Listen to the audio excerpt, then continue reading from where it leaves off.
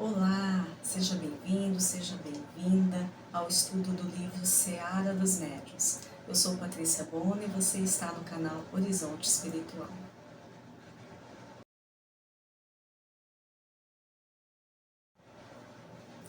Bom, vamos dar sequência então aqui ao nosso estudo do livro Seara dos Médiuns. Nós estamos no capítulo 8, lembrando que o livro Seara dos Médiuns é psicografia de Francisco Cândido Xavier pelo Espírito Emmanuel. Capítulo 8, o título desse capítulo é Conhecimento Superior. Na aquisição do conhecimento superior, não acredites que o deslumbramento substitua o trabalho. Nem julgues que o benfeitor espiritual, por mais amigo, possa efetuar a obra que te compete. O professor esclarece. O aluno, porém, deve equacionar os problemas da escola. O médico auxilia. O doente, contudo, deve atender-lhe às indicações. Toda realização pede esforço, toda construção pede tempo. Então aqui a gente já dá uma primeira paradinha. Então, Emmanuel vem falando para nós da necessidade do nosso trabalho, né, da necessidade do nosso empenho. Que Emmanuel também nos diz que a evolução, ela não dá saltos. Então, nós vamos gradativamente, através do nosso trabalho, né, dentro das nossas reencarnações, conquistando patamares mais elevados, né, dentro dessa escala espírita, né. E isso também para a mediunidade, isso também para a mediunidade ostensiva. Porque, como sabemos, todos somos médiuns, todos nós recebemos intuições, né? Todos nós temos essa condição, né? Dessa percepção, uns mais, uns menos, mas existem aqueles que realmente Kardec chama de médium por serem médiuns ostensivos, eles atuam com a mediunidade, né? Dentro da reunião mediúnica, fazendo outros trabalhos. Então, esses são os médiuns ostensivos. E quando o Emmanuel nos diz aqui nesse capítulo, conhecimento superior, ele fala que, ele dá o exemplo aqui do professor que esclarece, mas não é o bastante, né? Não basta, o aluno precisa se esforçar, além daquilo que o professor passou para ele. Então, por exemplo, também ele fala do doente. Então, o médico faz o diagnóstico, dá o receituário, mas se o doente não toma o remédio corretamente, não faz o repouso indicado que foi necessário, ou muda a sua alimentação, enfim, é provável que a doença permaneça, né, que não atinja a cura desejada. Então ele diz que toda realização pede esforço, é nosso esforço próprio. Então toda realização pede esforço e toda construção pede tempo. Então, Emmanuel está dizendo para nós, não adianta querer, vamos dizer assim, né, num palavreado bem comum, assim, né, num jargão bem comum, não adianta querer colocar o carro na frente dos bois. Primeiro nós temos o quê? Nós temos que nos aprimorarmos, nós temos que buscar esse crescimento em nós, dentro do nosso estudo, da nossa conduta, para então alcançarmos um conhecimento superior. Porque muitas vezes o médium, assim que aflora, né, a mediunidade, porque a mediunidade nós nascemos com ela, né? Todos nós e mesmo a quem vai ter aquela mediunidade ostensiva. O espírito, a pessoa, ela já nasce com a mediunidade já, né, dentro daquele programa de trabalho que ele vai ter. Mas muitos médios mas quando ela aflora, porque tem aquele momento que aflora, pode ser pode ser várias etapas da vida, né? Em qualquer etapa da vida. Então, naquele momento que aflora, muitos médiuns já querem ter aquele contato, né, com o espírito mais instruído, mais elevado, querem receber aquelas mensagens, enfim, querem ter o conhecimento, né, do plano espiritual tão abertamente, mas não é assim para todo mundo que funciona, né? Não é para a maioria dos médiuns que funciona dessa maneira. Que a maioria de nós, a maioria dos médiuns, qual que é a mediunidade? É uma mediunidade de provação mesmo, uma mediunidade de trabalho, né? Então, cabe em primeiro momento, a construção íntima, para aí sim galgar, né, esse conhecimento superior. Então, Emmanuel é muito claro para nós que diz que tudo pede esforço, pede o nosso empenho, pede a nossa dedicação. Ainda aqui nesse capítulo, ele faz uma analogia em relação à árvore. Então ele fala assim, olha, veja a árvore frondosa, aquela árvore grande, frondosa, que dá aquela sombra maravilhosa, sua copa vasta, frutos, né? Antes de chegar a esse apogeu, né, de ser essa árvore, ela era uma semente. E alguém plantou essa semente, alguém regou, alguém cuidou, né, alguém olhou, né, teve esse cuidado com essa semente para que germinasse, crescesse e atingisse o seu apogeu, atingisse aquilo a qual aquela sementinha foi destinada, né, que era ser essa árvore frondosa, nos dando a sombra, nos dando os frutos, né? Então ele faz essa comparação em relação à árvore. E assim também é com a nossa mediunidade. Então nós regressamos, reencarnamos com esse propósito, nós reencarnamos com ela já com esse combinado, né, de atuarmos diretamente com a mediunidade, e nós temos que trabalhá-la. E trabalhando a mediunidade é trabalhar o nosso íntimo, é trabalhar aquilo que somos, é buscar o conhecimento, é buscar a nossa transformação moral. Emmanuel também nos diz que a primeira tarefa do médium é evangelizar-se a si mesmo. Então, evangelizar-se a si mesmo é todo esse trabalho que é só do médium, que é só da pessoa, esse trabalho íntimo, que é no seu íntimo mesmo, né? Que é na sua transformação. Então é interessante essa comparação, né? Essa analogia que ele faz com a semente. Então, só continuando aqui o final do capítulo 8. Agradece, pois, o carinho dos espíritos generosos, encarnados ou desencarnados, que te amparam a experiência aplicando-te as lições de que são mensageiros. Então, olha que interessante, Emmanuel fala que nós temos que ser gratos, né, a todos esses espíritos que são generosos conosco, mesmo os encarnados. Então, às vezes a gente só pensa, né, no benfeitor espiritual, no mentor que está desencarnado, mas nós nos esquecemos que muitos espíritos que estão convivendo conosco, estão vivendo aqui no nosso mundo junto a nós, eles estão nos auxiliando também. Uma palavra de fortalecimento, uma orientação bem dada, né? Às vezes até uma puxada de orelha com carinho, mas quando estamos nos desviando.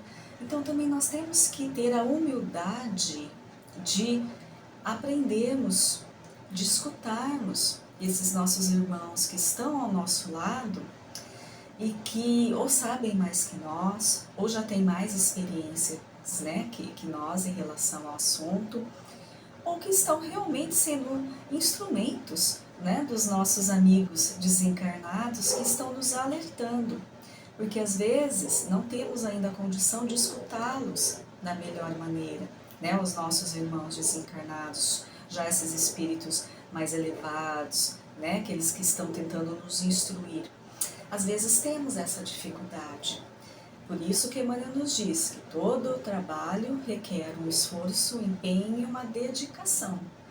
Então vamos analisar também à nossa volta aquele irmão encarnado, que chega ao nosso lado e nos dá um toque, nos dá uma palavra amiga, né? Não crítica por crítica, mas para nos alertar mesmo, né? Então vamos também prestar atenção, mas para isso temos que ter a humildade, né? Deixarmos um pouquinho o orgulho de lado e nos atentarmos àquilo que aquele nosso amigo está nos falando.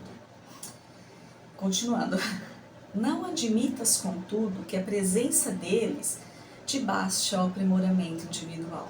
Então, não vamos achar que só porque temos amigos generosos, né, como ele diz, esses espíritos generosos, os encarnados, aqui principalmente os mentores, os amigos espirituais, não vamos pensar que só a presença deles conosco já é, então,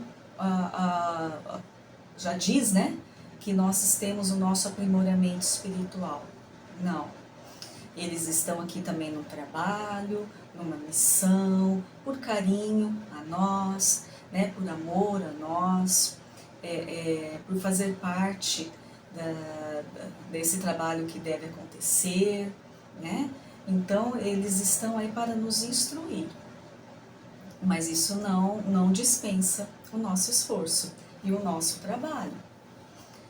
Recorda que nem os companheiros da glória do Cristo escaparam ao impositivo do serviço constante.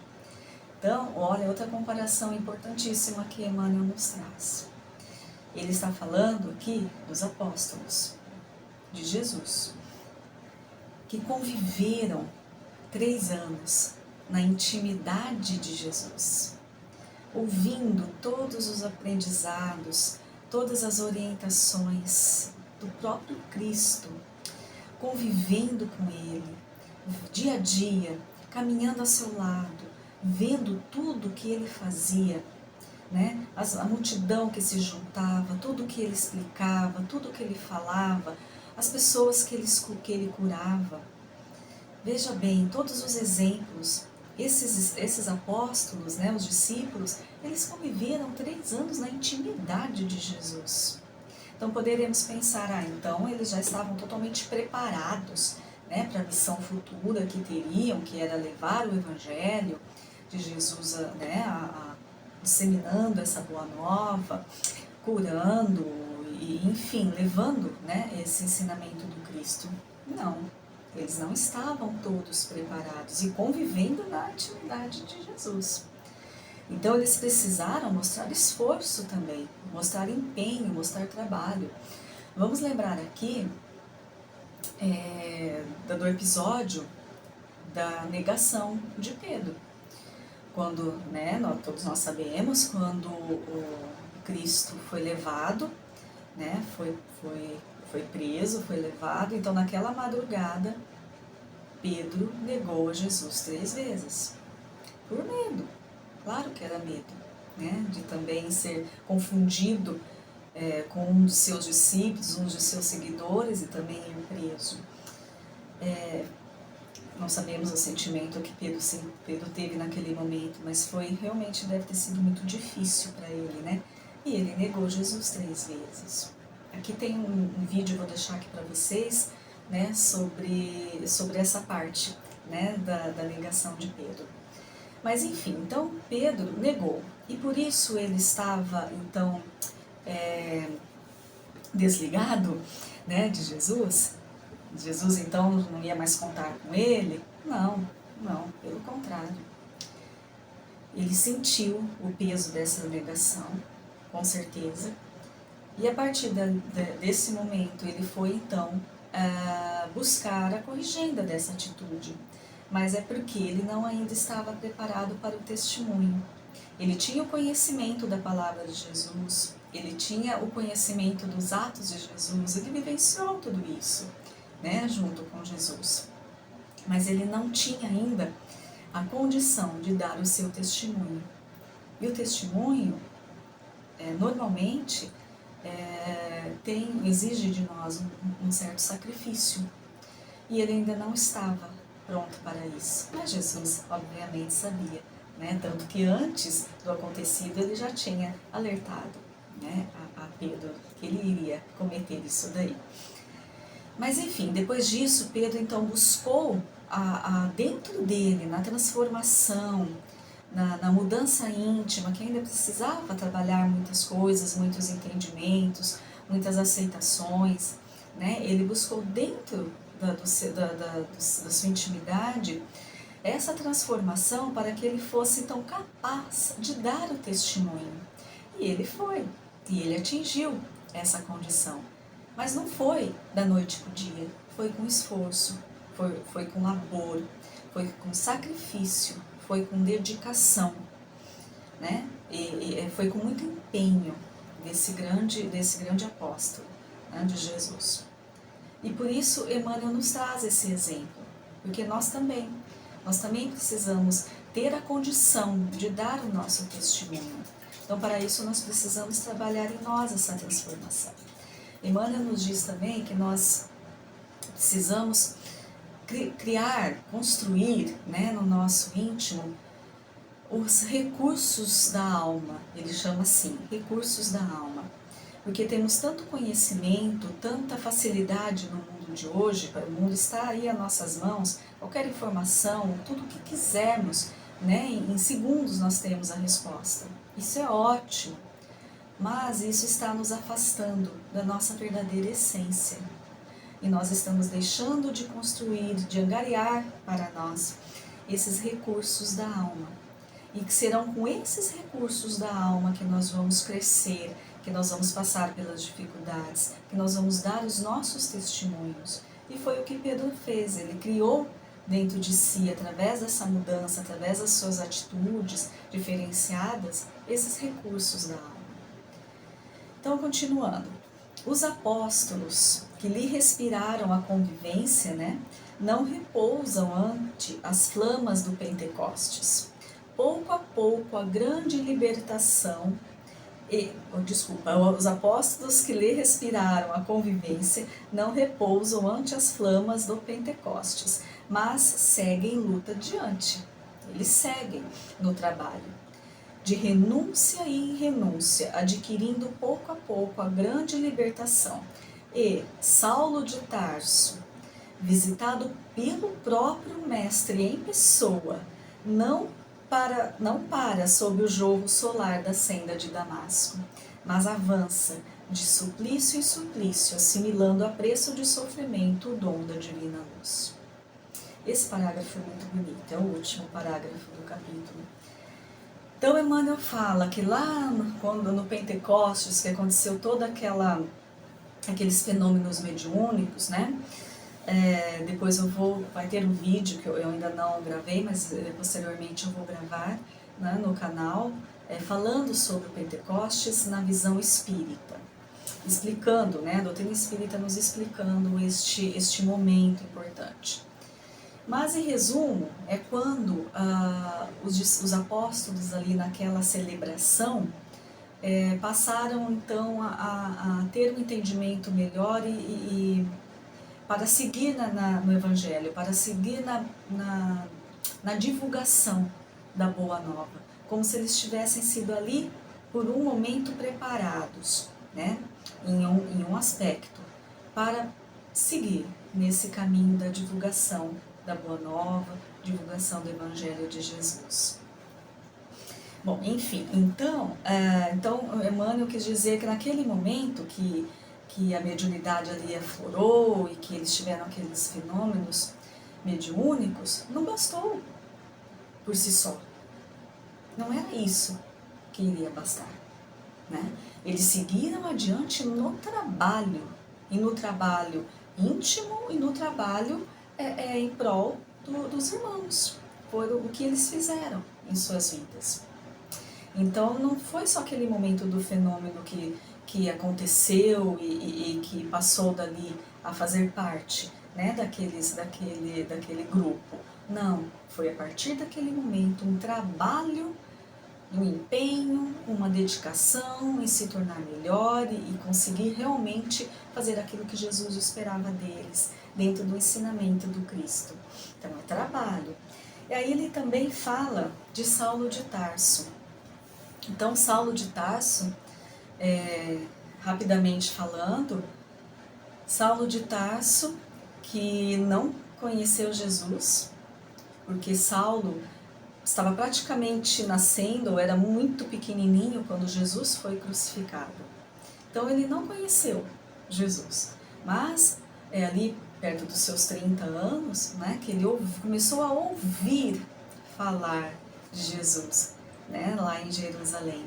Então ele começou a ouvir. Enfim, ele era um doutor do Sinédrio, um seguidor ferrenho e muito conhecedor da lei mosaica. Então ele não aceitava Jesus por vários fatores, né, que não tem como a gente comentar agora, mas ele perseguia os cristãos, porque ele achava então que Jesus estava indo contra o que ele sabia, que era o conhecimento dele de lei, né, de lei divina. Então era esse desconhecimento que ele tinha. Mas enfim, indo para Damasco para perseguir ali, capturar Ananias, que era um cristão, né? Um cristão já velho, mas que tinha ali sua força, né? Então ele estava indo direto capturar Ananias. Mas antes de chegar, de entrar na cidade, às portas de Damasco, ele tem aquele encontro maravilhoso com o próprio Mestre Jesus, em pessoa, aparecendo a ele e o chamando para segui-lo, não é? Aquela frase que a gente conhece: Saulo, Saulo, por que me persegues? A partir desse momento, ele entendeu o engano que ele estava cometendo até aquele momento. Ele entendeu Jesus, reconheceu Jesus como mestre, como aquele a quem ele deveria seguir, e foi então aprender sobre o Evangelho de Jesus, sobre a vida, né, de Jesus enquanto estava encarnado entre nós, como foram as suas atitudes, como ele seguiu a vida, o que ele ensinou. Mas isso não bastou. Esse reconhecimento de Paulo, esse momento, esse chamado em pessoa, né, de Jesus, não bastou para que Paulo pudesse dar o seu testemunho. Paulo precisou de muito trabalho íntimo. Paulo precisou de muita transformação. Eu digo Paulo porque ele nasceu Saulo de Tarso porque ele era de Tarso, né, na cidade de Tarso. Mas ele nasceu Saulo. Mas depois de um tempo, depois já tentando levar a boa nova, né, tentando divulgar o Evangelho, teve um acontecimento na vida de Paulo em que ele transformou, então, mudou o nome de Saulo para Paulo. E nós então conhecemos como Paulo de Tarso. Mas enfim, então Paulo não bastou para que ele já estivesse apto, preparado para dar o seu testemunho, para levar o Evangelho. Não. Paulo precisou de muito esforço íntimo. Ele precisou transformar muitos sentimentos inadequados dentro dele, né? Muitos pensamentos, muitas formas de enxergar a vida, de enxergar a lei, de enxergar a Deus. Ele precisou se transformar. Ele precisou buscar na sua intimidade. Então ele foi através do conhecimento, né, das palavras de Jesus, que os apóstolos já estavam transcrevendo, né, e ele também seguiu com isso, para aprender, e muito, muito mais ainda, muito mais, com o seu empenho, com a sua dedicação em ser uma pessoa diferente, com o seu esforço. Por isso Emmanuel diz aqui que de suplício em suplício, assimilando a preço do sofrimento, ele foi buscar o dom da divina luz. Por quê? Porque Paulo sofreu muito. Paulo sofreu injustiça, perseguição, foi preso, vários naufrágios. Paulo sofreu muito, muito em sua vida, mas sempre ali, decidido, firme, com o propósito de levar o Evangelho de Jesus aos gentios. Por isso que ele é conhecido como apóstolo dos gentios, porque o Evangelho de Jesus, os escritos dos apóstolos, né, o que iam passando de mão em mão ali, estava restrito apenas ali aos hebreus, porque eles achavam que era para ser dessa maneira. E Paulo não.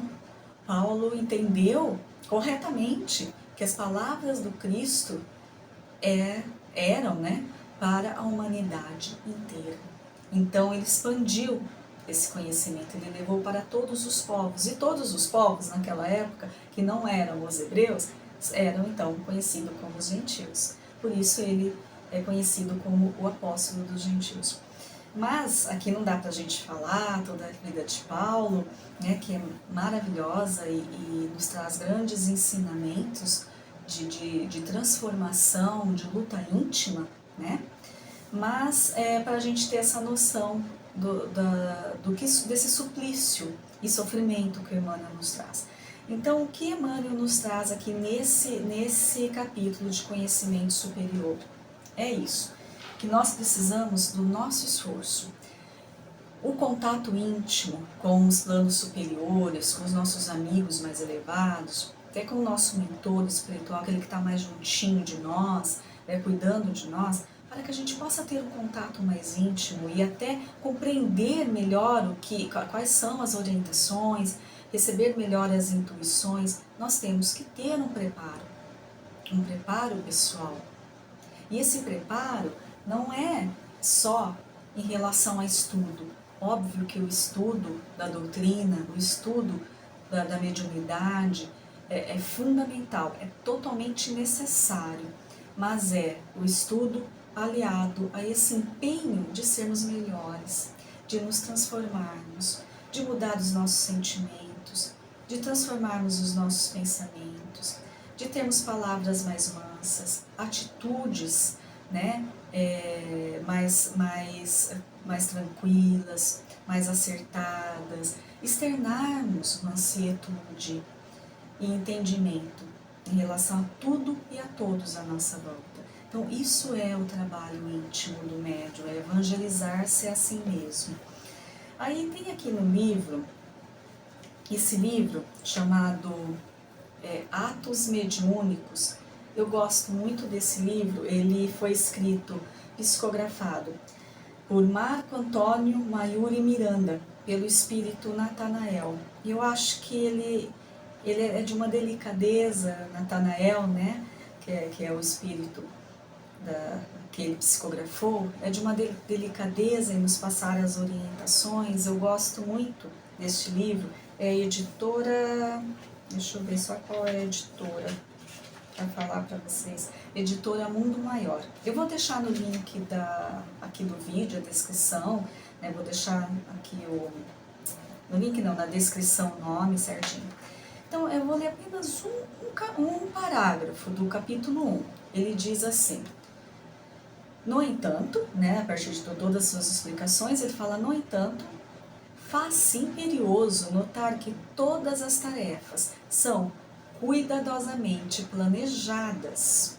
Verdadeiras caravanas de irmão da vida maior vêm ao encontro dos trabalhadores da terra, vencendo inúmeras camadas vibratórias que circundam a crosta.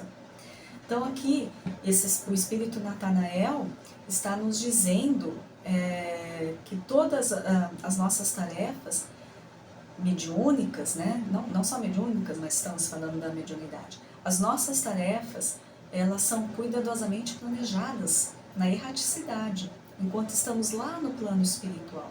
E nós participamos, né? Muitas vezes, nós participamos desse trabalho. Se temos condições, nós participamos. Então, nós escolhemos também essas tarefas, nós escolhemos tudo isso. Então, nós ali no plano espiritual, nós concordamos, nós combinamos, né?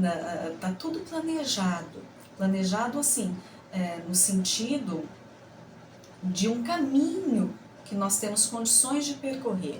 Aí, é claro, chegar aqui, nós temos nosso livre-arbítrio, nós temos essa couraça, né, material, pesada, densa, que também nos limita, né, a essa percepção toda, mas enfim, nós temos o nosso livre-arbítrio e ele é respeitado. Mas isso foi planejado e tem irmãos queridos ali que nos auxiliaram, né, e que estão conosco nos auxiliando agora, e que eles estão esperando que a gente cumpra.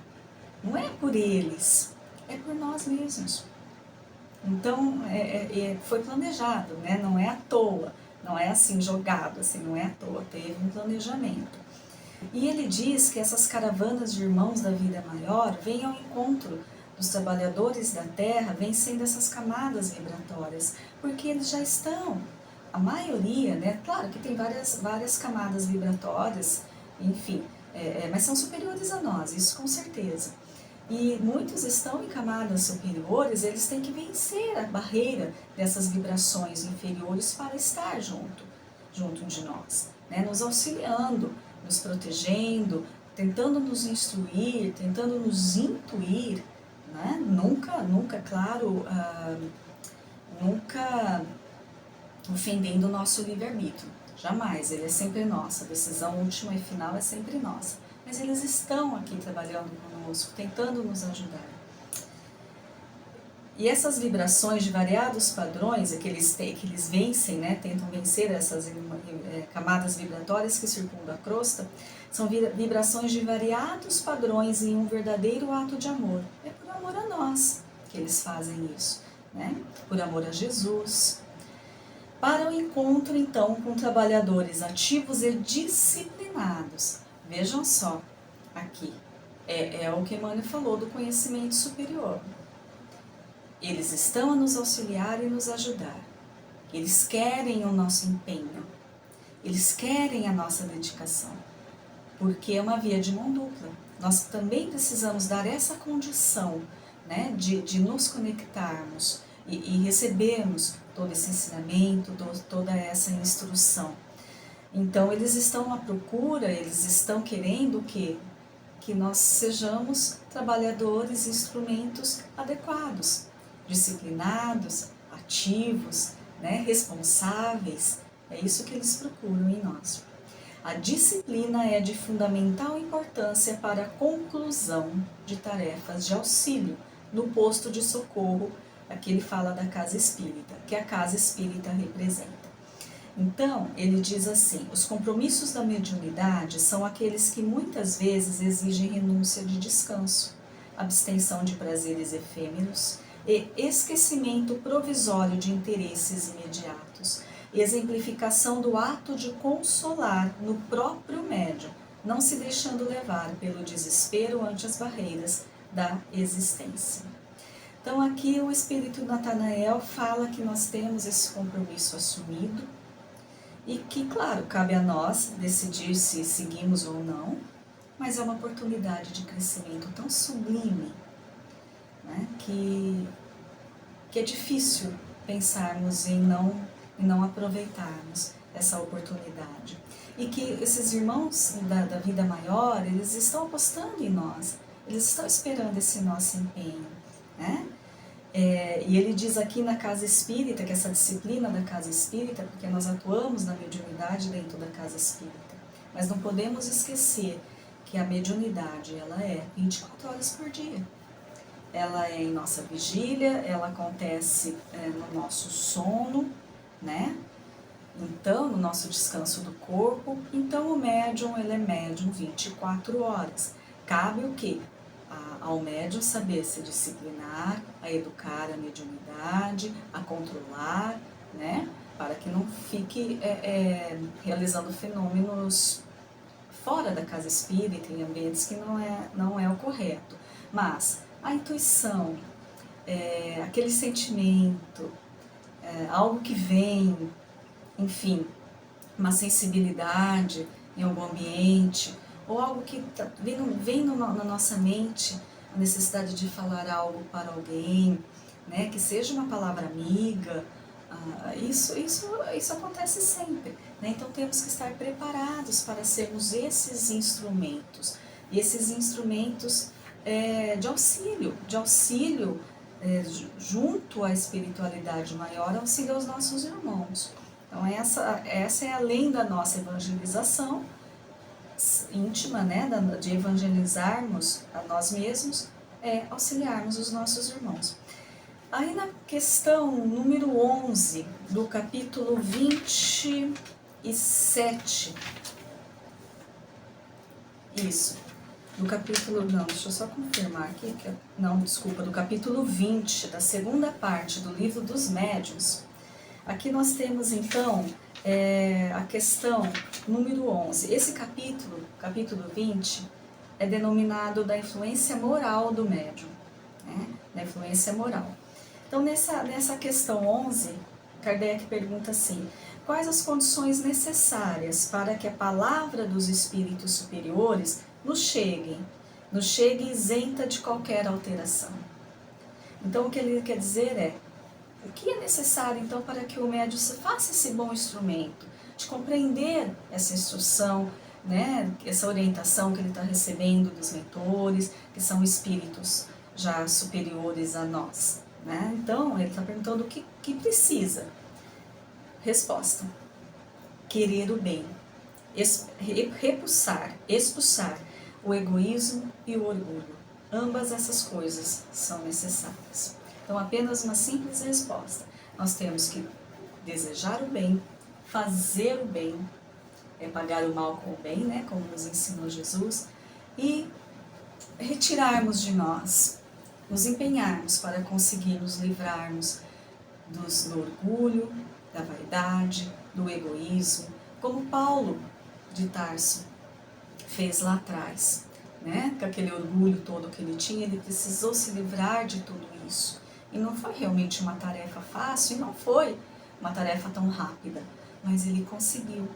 E isso tudo desses apóstolos, de Paulo de Tarso, tudo isso é exemplo para nós, porque nós também conseguimos. Se nos esforçarmos, nós também vamos conseguir. Então, meus amigos, esse capítulo eu achei muito interessante, um bonito capítulo, que é o capítulo 8 da Seara dos Médiuns, e tudo isso que nós comentamos aqui só nos faz compreender que toda a responsabilidade da vida e da nossa tarefa mediúnica está em nós. Então, que sejamos conscientes dessa nossa tarefa, e claro, se for de nossa vontade, né, seguirmos com ela, para não perdermos essa oportunidade sublime de progresso espiritual, então que estejamos atentos às nossas condutas, às nossas palavras, os nossos sentimentos, os nossos pensamentos, que possamos estudar as obras básicas, né, e as outras que são as auxiliares, que são importantes, porque tudo isso vai nos fortalecer para que possamos transformar em nós esse sentimento de orgulho, de egoísmo, de vaidade, de ego, né, que faz com que muitos trabalhadores mediúnicos se percam essa oportunidade através da vaidade e do ego. Então, que possamos compreender tudo isso e nos dedicarmos a essa tarefa mediúnica sublime que temos como nosso manancial de bênçãos e oportunidade de crescimento pessoal, de evolução, né, espiritual e de auxílio a todos os nossos irmãos. Então eu agradeço muito vocês estarem aqui comigo até o final. Comentem, se vocês têm alguma dúvida, se eu souber responder, se não souber eu vou pesquisar e vou atrás, né?